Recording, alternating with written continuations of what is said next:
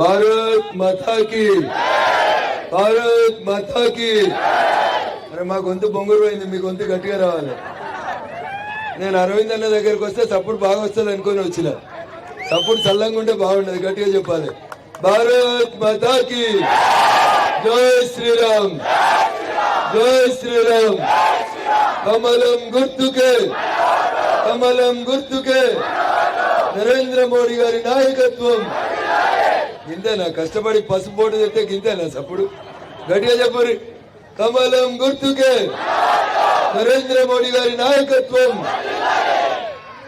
నేటి ఈ కార్యక్రమానికి సభాధ్యత వహిస్తున్నటువంటి మిత్రుడు కిసాన్ మోర్చా జిల్లా అధ్యక్షుడు తిరుపతి రెడ్డి గారు, గౌరవనీయులు మీ అందరి ముద్దుబిడ్డ, ఇందూరు ముద్దుబిడ్డ, నిజామాబాద్ పేరుని ఇందూరుగా మార్చేదాకా తన పోరాటాన్ని కొనసాగిస్తానని చెప్పి గత 7 సంవత్సరాలుగా నిజాయితీగా నిజామాబాద్ అనే పేరు వాడకుండా ఏడికి పోయినా ఇందూరు అనే పదాన్ని రిప్రజెంట్ చేస్తున్నటువంటి గౌరవనీయులు పెద్దలు ఇందూరు పార్లమెంట్ సభ్యులు అరవింద్ ధర్మపురి గారు, పసుపోర్ట్ చైర్మన్ గౌరవనీయులు పల్లె గంగారెడ్డి గారు, నాకంటే ముందు మాట్లాడినటువంటి పెద్దలు గౌరవనీయులు స్థానిక శాసనసభ్యులు ధన్పాల్ సూర్యనారాయణ గారు, ఈ నెల 11వ తారీఖున జరిగేటువంటి ఎన్నికల్లో మీ ఆశీస్సులు కోరి కాబోయే కార్పొరేటర్లు కాబోతున్నటువంటి 19వ డివిజన్ అభ్యర్థి గౌరవనీయులు లక్ష్మీనారాయణ గారు,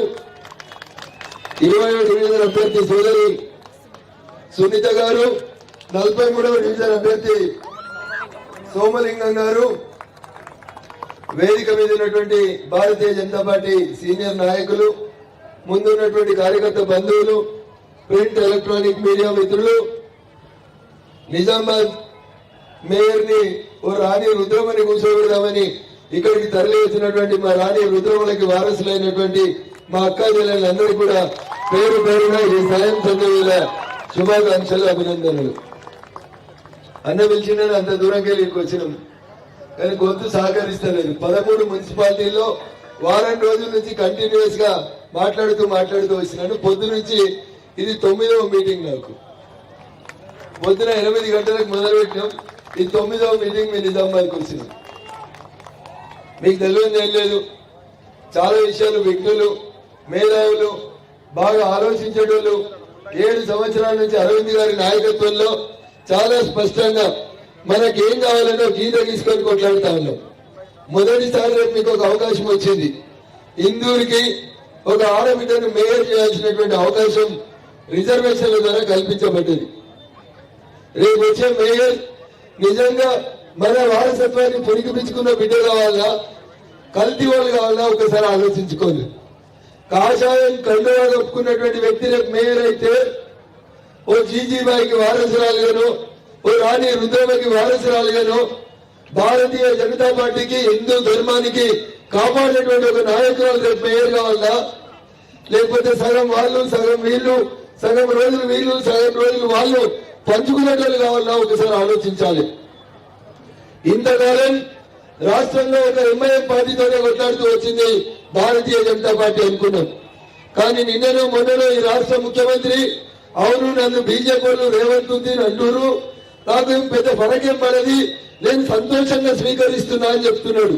ఆయన బుద్ధి అట్లే ఉంది, ఆయన మాటలు అట్లే ఉన్నాయి, ఆయన నడవడిక కూడా అట్లే ఉంది.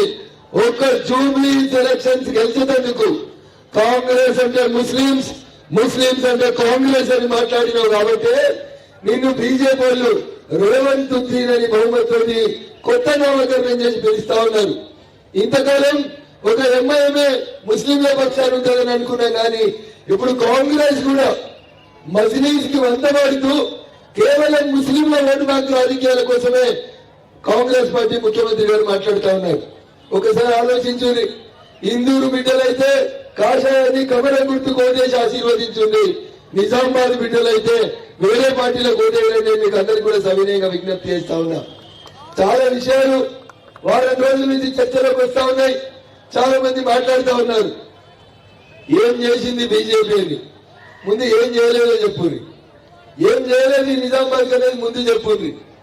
ఒక ఆయనేమో సారు వాళ్ళ బిడ్డను తోలించి మా బిడ్డ ఇందూరుని బాగా చూస్తుందంటే చెల్లకి ఇందూరు చుట్టూనే సరిపోతారేమని ఇందూరులో దోసినవి దాచుకోవడానికి ఢిల్లీకి పోయి ఢిల్లీలో పోయి ఏం వ్యాపారం చేసిందో చెల్లె మీరంతా చూసిరా ఏం వ్యాపారం చేసింది ఏం చేసింది ఎవరన్నా తెలంగాణ ఆడబిడ్డలు సీసలు అమ్ముకునే దండ వేస్తారో ఒకసారి ఆలోచించుంది పోయి గల్లీలో కాదు ఢిల్లీ పోయి ఏం పని చేసిందో మీ నిజామాబాద్ ఎంపీగా పనిచేసినామే ఒక్కసారి మీరు ఆలోచించుకోండి 10 సంవత్సరాల చంద్రశేఖరరావు గారి పాలనలో దోసుకుంటున్నారు అవినీతి సొమ్మైంది దోసుకున్న సొమ్ముని దాచుకోలేకపోతున్నారని బీజేపీ వాళ్ళు చెప్తే వీళ్ళు పడక మాట్లాడినరు అని చెప్పారు ఇవాళ చంద్రశేఖరరావు గారి పుత్రిక గల్లీ గల్లీ తిరుగుకుంటే చెప్తా ఉంది మా గురించి చెప్తలేదు బీజేపీ గురించి చెప్తలేదు కారు గుర్తలు ఎట్లా తెలుసుకున్నారో చెప్తూ వస్తా ఉంది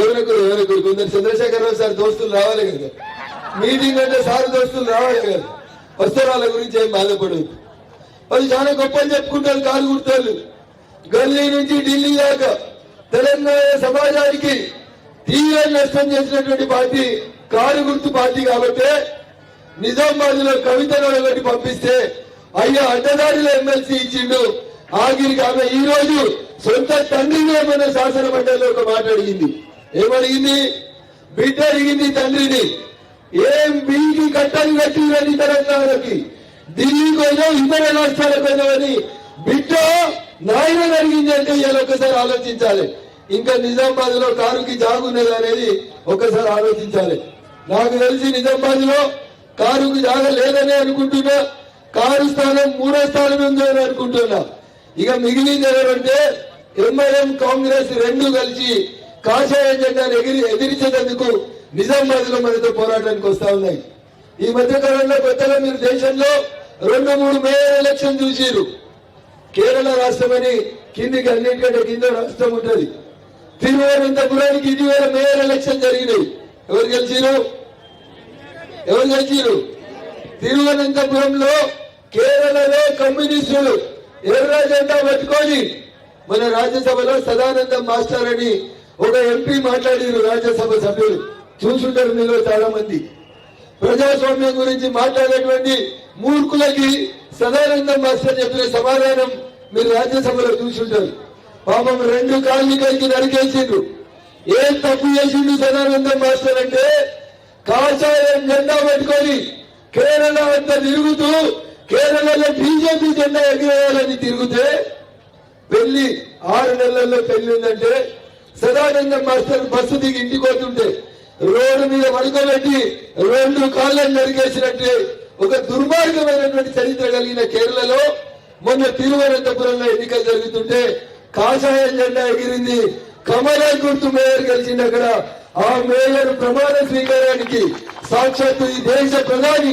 గౌరవనీయులు నరేంద్ర మోడీ గారు హాజరైంది అయినా తిరువనంతపురంలో మేయర్ గెలిస్తే మేయర్ ప్రమాణ స్వీకారానికి సాక్షాత్తు మన ప్రధాని గౌరవనీయులు నరేంద్ర మోడీ గారు పోయింది నిన్న మొన్న ఎన్నికలు అయిపోయినాయి ఏడా దేశ ఆర్థిక రాజధాని ముంబైలో మొన్న ఎన్నికల ఫలితాలు వచ్చినాయి నిన్న నామినేషన్లు పూర్తయినాయి ఎవరు పోటీ చేసిరు ఎవరు గెలిచిరు మీ నిజామాబాద్ మేయర్ లాగా ముంబైకి మేయర్ ఒక మహిళా మేయర్ 11వ తారీఖు రోజు ప్రమాణ స్వీకారం చేయబోతుంది దానికి కూడా సాక్షాత్తు ఈ దేశ ప్రధాని గౌరవనీయులు నరేంద్ర మోడీ గారు రాబోతున్నారు మరి మీ నిజామాబాద్ మేయర్ ప్రమాణానికి మోడీ గారు రావాలన్నా వద్దా రావాలనే చేతులెత్తుంది హైదరాబాద్ మేయర్ కంటే ముందు నిజామాబాద్ మేయర్ కాషాయం గుర్తు నుంచి గెలిచి ప్రమాణ స్వీకారం చేస్తే ఆ రోజు ఎవరేస్తారు ఇక్కడికి నిజామాబాద్కి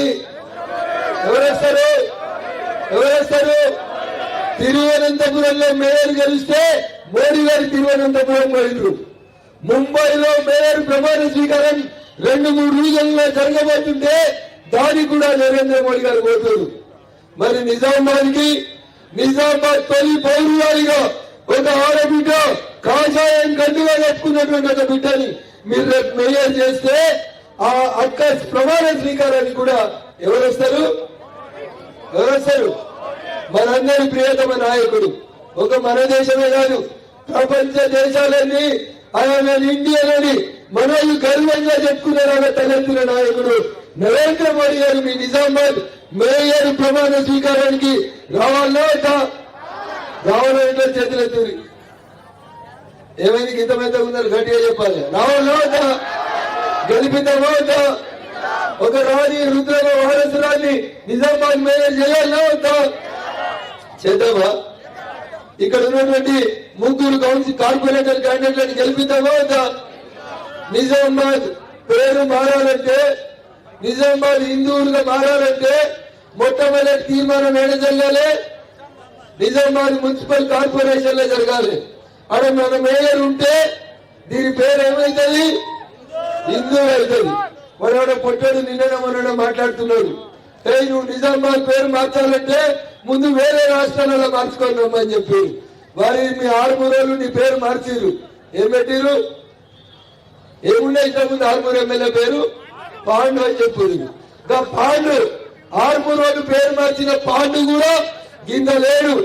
అరవింద్ నిల్చుంటే అరవింద్ గారి పక్క గింద రాడు. వాడు కూడా అరవింద్ నువ్వు నిజామాబాద్ పేరు మారుస్తావా అంటున్నాడు. వారి పాండు నిజామాబాద్ కాదు, ఇది ఇందూరు.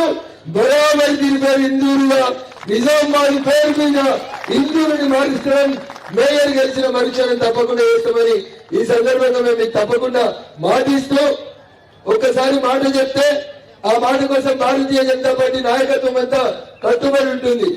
బాండ్ పేపర్ రాసిచ్చి తనను పార్లమెంట్ కు పంపిస్తే పసుపు ఓటు తెస్తానని చెప్పి బాండ్ పేపర్ రాసిచ్చి ఇచ్చిన మాట కోసం ఢిల్లీలో ఎక్కడి గడపలేదు, కొట్టాలని మంత్రి లేడు. చివరికి ఇందూరికి పసుపు ఓటుని తీసుకొచ్చినటువంటి నాయకులు గౌరవనీయులు అరవింద్ గారు. రేపటి నాయకత్వంలో నిజామాబాద్ పేరు ఏమవుతుంది? ఏమైతుంది? ఏమైతుంది? ఇందూరు కావాలంటే ఏం కావాలి? ఎవరు కావాలి? మేము కావ్యం రాసితే కాదు.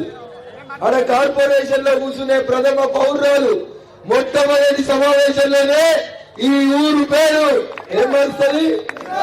ఏం మారుస్తారు? ఇందూరు మారుతారంటే మనం ఏం చేయాలి? 11వ తారీఖు రోజు మీ ముందున్నటువంటి 19వ కార్పొరేటర్, 20వ కార్పొరేటర్ అభ్యర్థి, 43వ కార్పొరేటర్ అభ్యర్థి ఎవరు గెలవాలి? ఏ గుర్తు గెలవాలి? కమలం గుర్తు గెలవాలి. అందుకని ఇక్కడికి వచ్చిన మీరు ఇంకొక 2 రోజులు ఇదే మొక్కమైనటువంటి దీక్షతోటి పట్టుదలతోటి పనిచేస్తే 100% నిజామాబాద్ పేరు 2026 సంవత్సరంలో తప్పకుండా హిందూరుగా మారుతుంది అనేటువంటి విశ్వాసంతో ఇంకొక మీటింగ్ పోవాలి. ఇంకా అన్న అరవింద్ గారు మాట్లాడాల్సింది ఉంది. చాలా మాట్లాడాలని ఉన్నప్పటికీ కూడా గొంతు సహకరిస్తలేదు. అవకాశం ఇచ్చినటువంటి వేదిక మీద ఉన్న పెద్దలకి, ఇందూరు పుర ప్రజానీకానికి అందరికీ కూడా పేరు పేరున శిరస్సు వచ్చి నమస్సుమాంజలి తెలియజేస్తూ సెలవు తీసుకుంటా ఉన్నాను. జై హింద్, జై భారత్. కమలం గుర్తుకే. వస్తలేదు మాకు సప్పుడు. మా మెదకోల సప్పుడు ఇంతకంటే ఎక్కువ ఉంది. కేసీఆర్ ని దెబ్బకొట్టి పంపించినాం.